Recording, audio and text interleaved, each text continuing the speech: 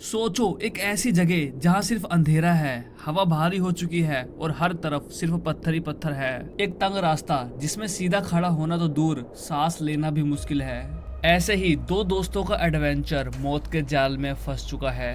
एक बेहोश पड़ा है, दूसरा ऐसे मोड़ पे अटक गया है जहाँ से लौटना नामुमकिन लग रहा है।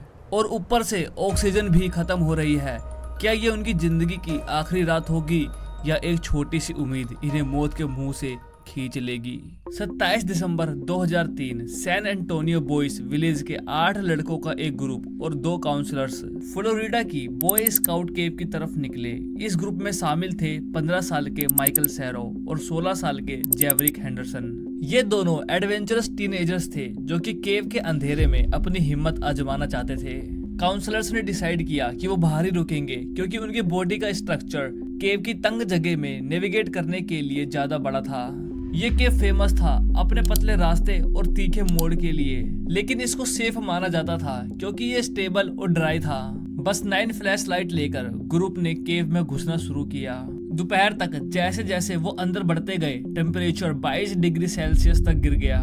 केव के बाहर काउंसलर्स आग जलाकर गर्म रहने की कोशिश कर रहे थे, लेकिन उनका ये डिसीजन एक भयानक मोड़ लेने वाला था। माइकल और हेंडरसन ग्रुप के आगे चल रहे थे।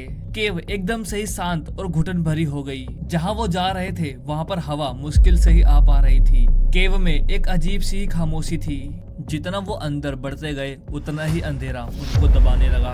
ग्रुप पतले पतले रास्तों से मुश्किल से ही निकल पा रहे थे और कुछ पतले रास्तों में से निकलने की वजह से इन सब के बॉडी पर थोड़ी बहुत खरोंचें लग गई थी। 1 घंटे बाद वो एक डेंजरस रास्ते पर पहुंचे जिसका नाम हेयरपिन कर्व है। ये केव का एक सबसे तंग और डेंजरस हिस्सा था। एक छोटा हॉरिजॉन्टल स्लाइड जिसमें सिर्फ एक ही इंसान घुस सकता था, और फिर एक 180 डिग्री का तीखा मोड़, छत नीचे, दीवारें पास और फर्श पर छोटी छोटी पत्थरों की नोक। एक गलत मूव और बंदा ट्रैप हो सकता था। इस रास्ते में माइकल सबसे पहले घुसा और उसके पीछे हेंडरसन। माइकल धीरे धीरे करके इस रास्ते से निकल गया।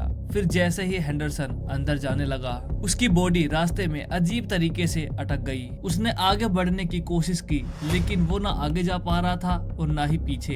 एक पल में उसको समझ आया कि वो बुरी तरह फंस चुका है। हेंडरसन की सांसें तेज होने लगी और वो पैनिक होने लगा। माइकल ने उसे बचाने के लिए वापस घुटनों के बल चलना शुरू किया। पत्थरों की दीवारें उसके हाथ और शरीर को छील रही थी और जगह इतनी पतली थी कि हर हरकत एक जंग लग रही थी।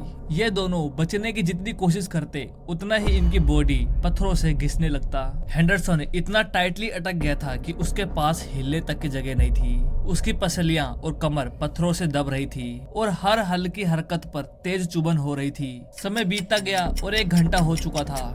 माइकल हेंडरसन को निकालने के चक्कर में थकने लगा और उसकी एनर्जी कम हो रही थी। और फिर अचानक माइकल को चक्कर आने लगा। उसका सांस लेना मुश्किल हो रहा था और वो बेहोश हो गया। उसकी बॉडी एक साइड गिर गई, एक बेजान शरीर की तरह। हेंडरसन अंदर ही अंदर चीख रहा था, लेकिन कोई सुन नहीं रहा था। बाकी ग्रुप जो पीछे थे उनको समझ नहीं आ रहा था कि वो क्या करे।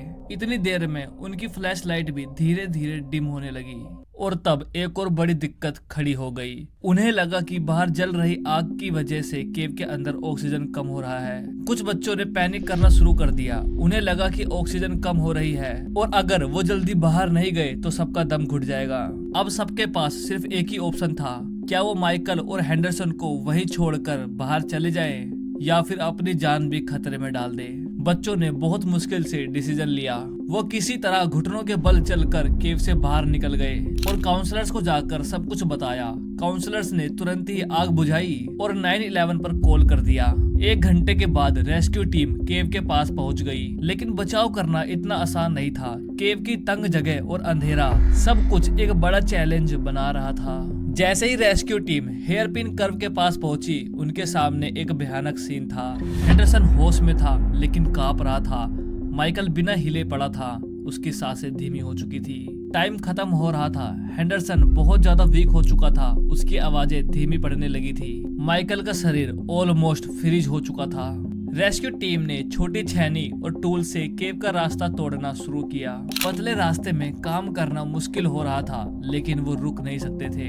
1 घंटे की कड़ी मेहनत के बाद रेस्क्यू टीम हेंडरसन को खींचकर बाहर लाने में सफल हो गए। जैसे ही वो बाहर आया, उसने एक गहरी सांस ली और रोने लगा। उसको यकीन ही नहीं हो रहा था कि वो जिंदा है। लेकिन माइकल का क्या हुआ? क्या रेस्क्यू टीम उसे बचाने में कामयाब रही, या फिर ये मिशन एक बहुत बड़ी ट्रेजेडी बन गई? हेंडरसन को किसी तरह बाहर निकाल लिया गया था, लेकिन माइकल अभी भी केव के अंदर बेहोश पड़ा था। रेस्क्यू टीम को पता था कि अगर उन्होंने जल्दी नहीं किया तो माइकल की जान जा सकती है। लेकिन एक बड़ी समस्या थी। केव का रास्ता इतना ज्यादा पतला था कि एक सीनियर रेस्क्यूअर का वहां तक पहुंचना बहुत मुश्किल था, और अगर गलती से पत्थर हिला तो पूरा स्ट्रक्चर गिर सकता था, जो कि माइकल को वहीं पर दफनाने पर मजबूर कर सकता था। रेस्क्यू टीम ने डिसाइड किया कि वो एक नए तरीके से माइकल तक पहुंचने की कोशिश करेंगे।